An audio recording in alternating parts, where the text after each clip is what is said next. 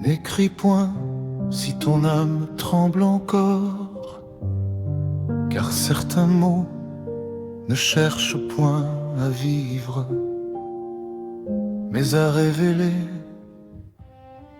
Cache tes mots en une sombre enveloppe où l'encre lente au silence lit. Que quelques lignes en leur humble syncope dévoilent enfin ce que nul ne saisit. Car l'invisible échappe à la raison et ne se livre qu'à ceux qui se taisent. Écrit sans hâte, oublie toute saison. L'instant suffit lorsque l'être s'apaise. Va, couche au fil des lignes ton mystère, non point en ordre mais tel un retour, comme un écho qui serpente la terre et trouve en soi la source du détour. Ne crains le vide où la parole meurt, car c'est en lui que la vérité veille. Et chaque mot, s'il est né de la demeure, porte un éclat qu'aucun masque n'éveille.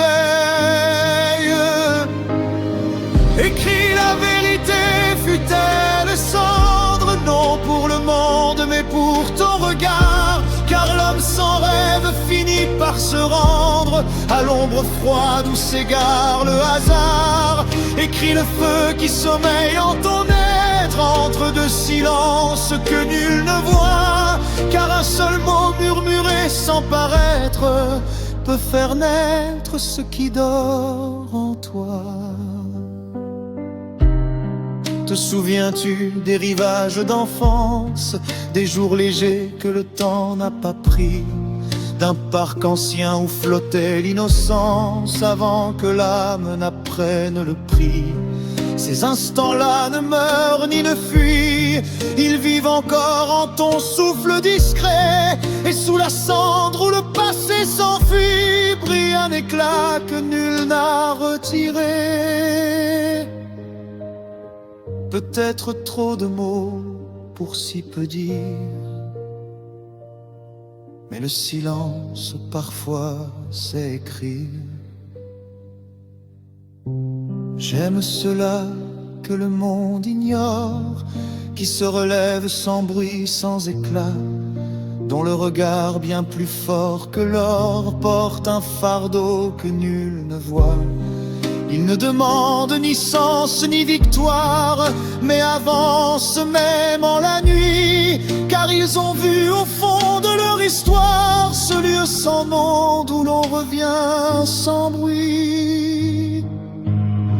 Écris la vérité, même fragile, comme un aveu que l'ombre a gardé, car l'homme sans rêve devient immobile et laisse au vent son nom se briser. Écris, ne fuis point ce qui t'habite, car c'est en toi que le feu renaît, et dans la cendre où ton cœur s'invite, un monde ancien doucement apparaît.